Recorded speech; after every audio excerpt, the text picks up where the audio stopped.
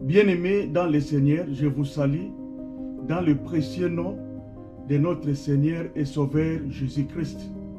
Aujourd'hui, nous partageons un message intitulé « L'idolâtrie ». Prions d'abord.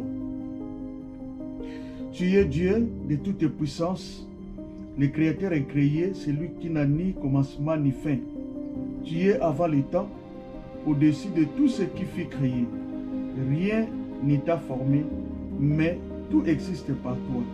Il est dit, ta parole est une lampe à nos pieds, une lumière vivante. Elle nous empêche de trébucher et elle éclaire chaque étape de notre vie. Sur ce, dans le nom de Jésus-Christ de Nazareth, nous détruisons tout ce qui amène l'obscurité dans nos vies. Les mensonges, les peurs, les chaînes invisibles, les influences ténébreuses. Nous plaidons ton sang de nous sécuriser et nous rendre invisibles contre toutes les attaques de l'ennemi. Nous déclarons que toi seul tu règnes, Papa, au milieu de nous, comme le roi des rois et le Seigneur des seigneurs. Amen. Mes bien-aimés dans le Seigneur, permettez-moi de vous poser une question simple, mais essentielle. Qui est assis sur le trône de ta vie? Est-ce Dieu ou quelque chose que tu as placé à sa place, parfois sans même te rendre compte? Aujourd'hui, frères et sœurs, j'aimerais qu'on prenne un petit instant pour parler d'un sujet très sérieux, l'idolâtrie. Mais attention, je ne parle pas ici des idoles dans les temples païens, ni des statues qu'on adore. Non. Ce dont je parle, c'est l'idolâtrie subtile, silencieuse, presque invisible. Celle qui se glisse doucement dans la vie d'un enfant de Dieu. Celle qui ne fait pas de bruit, mais qui s'installe dans nos pensées, dans nos choix, dans nos priorités. C'est cette pension démesurée pour une personne, une ambition qu'on élève au-dessus de tout. Le confort, les possessions, la réussite, l'image de soi. Ce sont des choses qui prennent la première place dans notre cœur, là où seul Dieu devrait régner. Alors, posons cette question en toute honnêteté. Qui ou quoi est assis sur le trône de mon cœur aujourd'hui? La parole de Dieu nous dit, la vérité sanctifie. Sanctifiez-les par la vérité. Ta parole est vérité. Jean 17, 17. La parole de Dieu est ce miroir qui révèle ce que nous avons mis au centre de notre vie à la place de Jésus. Et nous avons aussi le sang qui libère. C'est 1 Jean 1, 7. Le sang de Jésus-Christ nous purifie de tout péché. Christ seul détrône les idoles par sa purification souveraine. Posons-nous cette question. Qui est assis sur le trône de mon cœur? Moi-même? Mes ambitions? Une personne? Ou Christ qui dit « Demeurez en moi » que ce qui règne sur le trône de ton cœur? L'argent? Le succès? Une addiction? Une amertume? Ou le royaume de Dieu qui exige que nous cherchions d'abord son règne? Comme dit dans Matthieu 6, 33. Si ce n'est pas Jésus sur le trône de ton cœur, donc c'est une idolâtrie. Si ce n'est pas la parole qui gouverne, c'est les mensonges qui priment. Donc l'okuta est vanda katabumuni. Okolo banayo bien.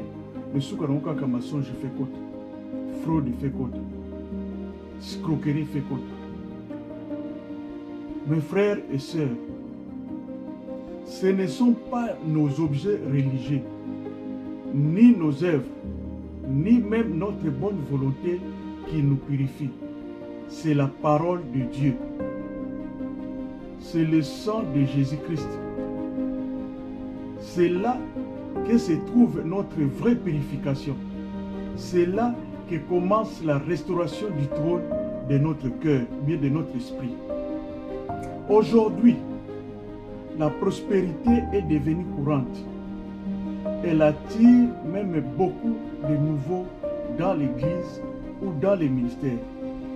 Mais écoute bien ceci, la prospérité n'exclut pas l'aveuglement.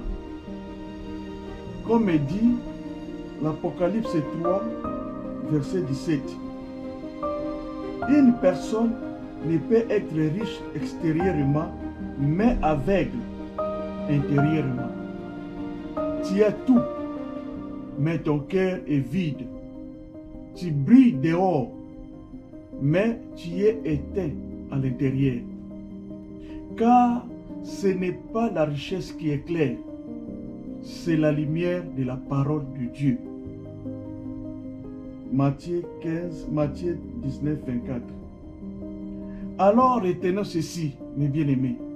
L'idolâtrie passive se cache là où Dieu est remplacé subtilement, doucement ou discrètement. Un chrétien doit discerner, ne pas suivre par aveuglement un leader ou une tradition. Ne pas suivre quelqu'un juste parce qu'il est célèbre ou charismatique. Même un prédicateur populaire peut se tromper ou enseigner des erreurs. Les bien-aimés, certaines traditions ne viennent pas de la parole de Dieu, bien ne viennent pas de la Bible, mais des hommes. Il faut se demander, est-ce que cela glorifie vraiment Dieu? Lisons Actes, chapitre 17, verset 11. Les bérets étaient loués parce qu'il est vérifié dans les Écritures si ce que Paul disait était vrai. Demandez au Saint-Esprit de te guider. Le discernement vient aussi d'une relation vivante avec Dieu par la prière. C'est risquer de tomber dans l'erreur ou l'idolâtrie spirituelle. Suivre quelqu'un ou quelque chose dans l'aveuglement, c'est risquer de tomber dans l'erreur ou l'idolâtrie spirituelle. Notre foi repose uniquement sur sa parole, sur son Esprit Saint et dans le nom de Jésus-Christ de Nazareth. Et dans le combat spirituel, notre autorité ne vient pas d'un homme, mais de notre position en Christ.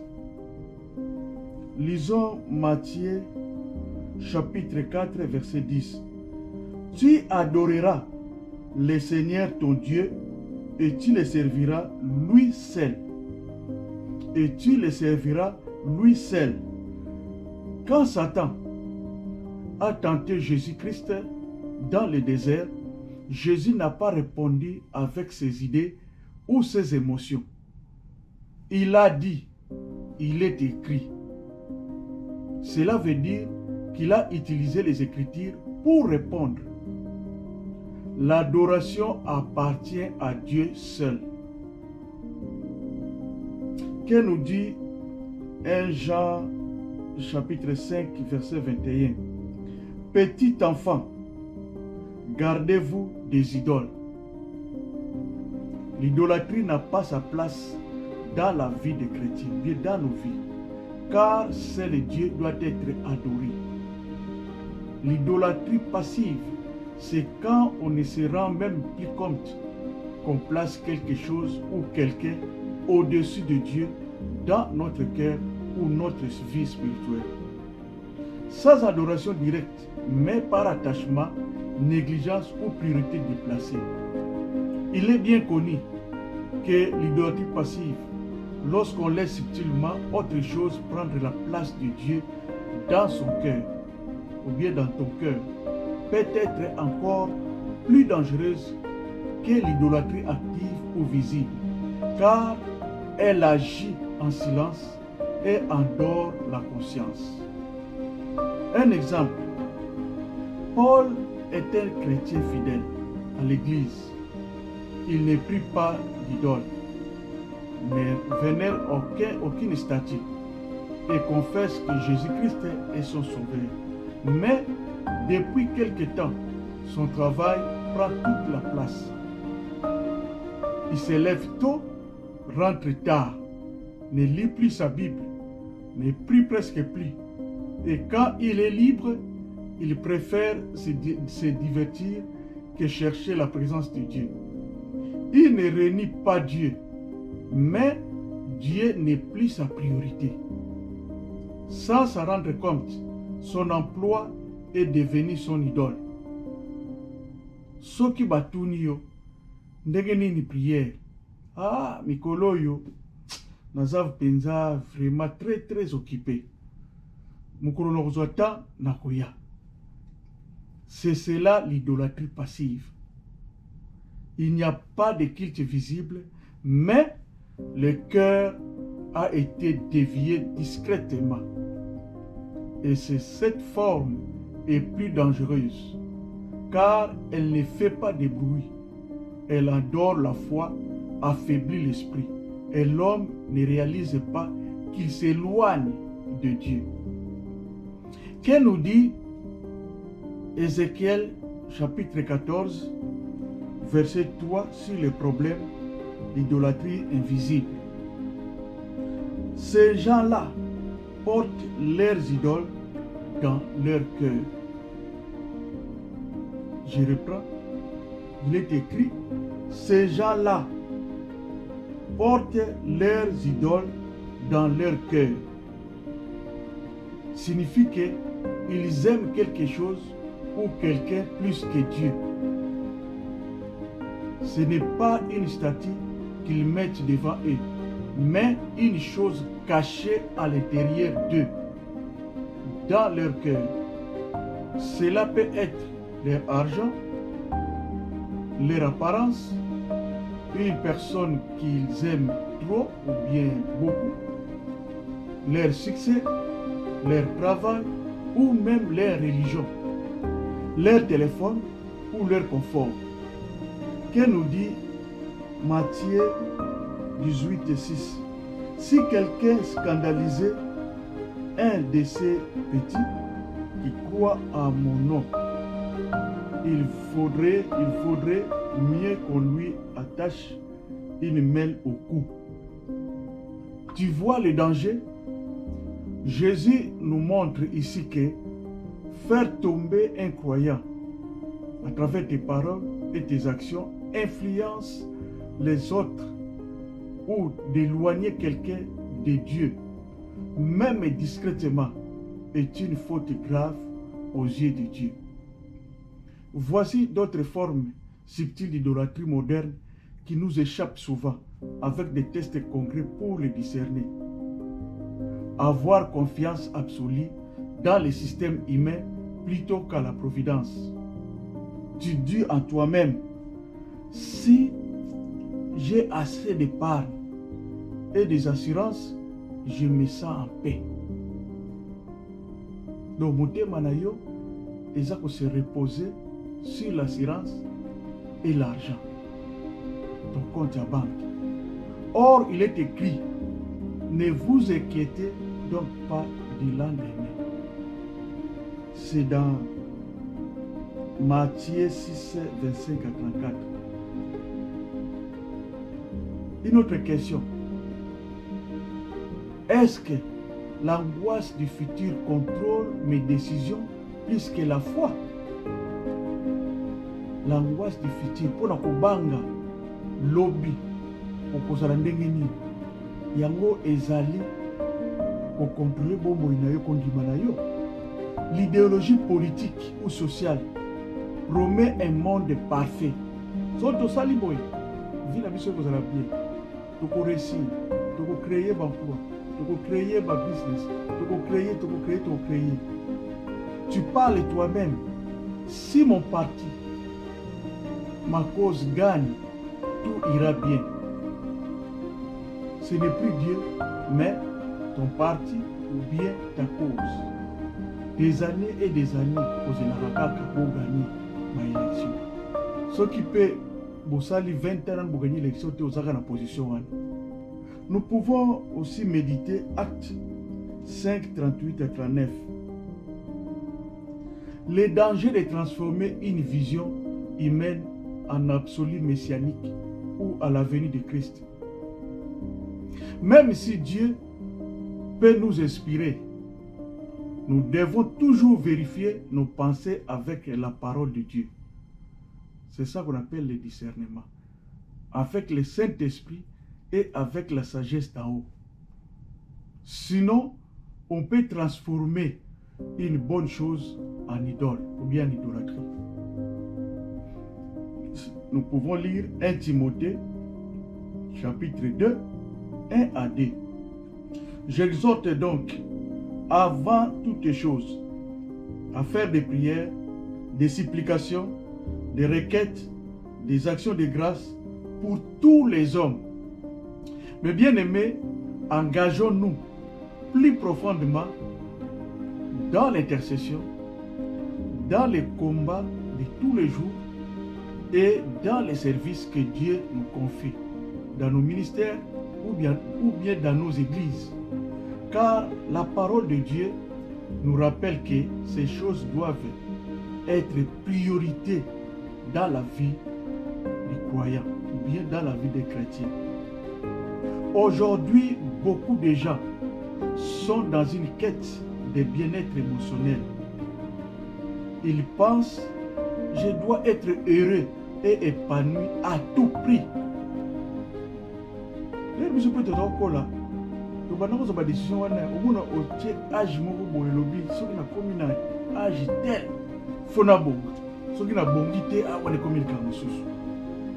Nous cherchons avant tout à nous sentir bien, à éviter la douleur, à vivre dans le confort émotionnel. Et bien aimé, quand on fait du confort psychologique notre but principal, on risque de refuser la correction, l'épreuve ou les moments difficiles. On risque de fuir la croix au lieu de porter sa croix chaque jour. On risque de croire que Dieu ne veut seulement que je me sente bien au lieu de vouloir que je grandisse spirituellement. C'est Jacques, nous pouvons lire Jacques chapitre 1 verset 2 à 4. Mes frères et sœurs, soyons remplis de joie quand vous passez par toutes sortes d'épreuves, car ces épreuves rendent notre foi plus forte. Et cette foi solide nous produit en nous la patience, puis une maturité complète. Mais bien aimés dans le Seigneur, les savoirs et la réussite académique, nos diplômes ou notre réputation intellectuelle ne définissent pas notre vraie valeur. Selon la parole de Dieu, apprendre est bon et réussir à l'école ou à l'université est utile. D'ailleurs, il est écrit, faites tous vos efforts pour joindre à votre foi la vertu, à la vertu la science. Mais attention, la connaissance peut nous rendre orgueilleux et nous pousser à mépriser ceux qui en ont moins, Que nous dit 1 Corinthiens chapitre 8 à 1. La connaissance rend orgueilleux, mais l'amour fait grandir. Et Jacques 3,17, la sagesse qui vient de Dieu est pure, paisible, douce, pleine de compassion. Ce n'est pas combien nous savons, mais ce que nous faisons avec ce que nous savons avec amour. Une personne simple, mais humble et remplie d'amour, plaît plus à Dieu qu'un grand intellectuel orgueilleux. Je pense que vous me comprenez. Une personne simple, mais humble et remplie d'amour, plaît plus à Dieu qu'un grand intellectuel orgueilleux. Parce que Dieu résiste aux orgueilleux. Mais bien aimé dans le Seigneur, d'autres personnes disent, ma vie n'a pas de sens qu'à travers mes enfants ou mon conjoint, ou bien ma conjointe. Beaucoup de gens pensent cela. Et parfois, même des chrétiens, ils disent, ma famille, c'est tout pour moi. Sans eux, je ne suis rien. Mais attention, Jésus dit dans Luc 14, 26, si quelqu'un vient à moi sans me préférer à son père, à sa mère, à ses enfants, à sa femme, ne peut pas être mon disciple. Cela ne veut pas dire qu'il faut cesser d'aimer sa famille, non. Mais cela veut dire que rien, même les relations les plus précieuses, ne doit passer avant Jésus-Christ dans ta vie, ou bien dans nos vies. Je t'écris, petit enfant, gardez-vous des idoles. Parce que le royaume de Dieu est pour ceux qui leur ressemblent. Les petits enfants symbolisent l'innocence, la pureté, la confiance et l'humilité. Nous avons beaucoup d'autres formes modernes d'idolâtrie qui nous échappent souvent. Regarde les comportements de certaines personnes. Tu es toujours attaché à l'écran, aux réseaux sociaux. Mon frère, ma soeur, es-tu plus angoissé de perdre ton téléphone que d'oublier de prier? Tu n'as plus d'espace pour la prière, pour la méditation, pour la communion fraternelle. À propos de ton argent ou ton travail, ton budget reflète-t-il Dieu comme priorité? Quand l'argent dicte tes choix plutôt que l'évangile, que nous dit Matthieu 6, 24? Vous pouvez quand même méditer ça à la maison. Si l'apparence ou la popularité, tu vis pour être admiré plutôt que pour plaire à Dieu. Tes loisirs ou tes passions, cette activité te reproche-t-elle de Dieu ou t'éloigne-t-elle? Être fan d'une personne, par exemple d'un leader, d'un conjoint ou bien conjointe, d'une célébrité, le danger est que tu esquises ces contradictions avec la parole de Dieu. Comme il nous dit Éphésiens 5, 11 et Actes 5, 29. Vous pouvez lire ça. Tu peux te poser ces questions pour repérer aussi tes idoles, quoi, ou bien ton idole. Toi-même, tu peux te poser tes questions. Qu'est-ce que tu ne pourrais pas supporter de perdre? Qu'est-ce qui est le plus important pour moi, donc pour toi, dans ta vie? Tu te poses aussi cette question. Est-ce que je peux tout perdre sauf ça? Et ce que je vis pour ça. Donc, oyo en tout cas, ekoko bougete, ekoko bungate. Ce qui yango ezali, yango pe ezoko permettre ngana vivre. Donc, ce qui n'a pas vivre, ça pour na yango. Qu'est-ce qui te rend furieux ou vide quand c'est menacé? Mutuana et l'oko na bouja, mutu ba bouja okaka. Place yo zali so tomboki. Oyema pe. Simba ne loko musume yango te. Une idole peut être une chose ou une personne qui contrôle nos émotions, ou bien tes émotions, ce qui occupe tes pensées, ton budget, tes nuits, et c'est pour la gloire de Dieu. Qu'est-ce nous dit Jérémie chapitre 2 verset 13? Je lis au nom de Jésus-Christ. Ils ont abandonné la source d'eau vive pour creuser des citernes fissurées. Dieu nous donne la vraie vie comme une source d'eau vive. Mais nous avons préféré des choses fausses et vides. Donc des citernes fissurées, des citernes cassées. C'est un message pour dire, n'abandonnons pas Dieu, la vraie source de bonheur et de vie. Ce que nous allons subir, c'est la désorientation spirituelle, la confusion intellectuelle et notre cœur endurci. Nous avons aussi des mauvais témoignages, jugement spirituel et perte de paix intérieure. Nous avons place de souvent nous avons mal à l'aise. Mes frères, mes sœurs, regarde ton cœur aujourd'hui, qui est assis sur le trône de ta vie. Est-ce que Dieu est vraiment premier? Tu peux te répondre toi-même.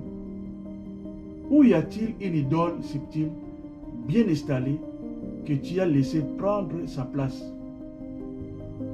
Il est temps de revenir à la source, de briser les autels invisibles et de dire comme David, Seigneur, crée en moi un cœur pur, renouvelle en moi un esprit bien disposé. C'est dans David 51, verset 10. Que Dieu vous bénisse et vous ramène à l'essentiel, lui seul. Amen.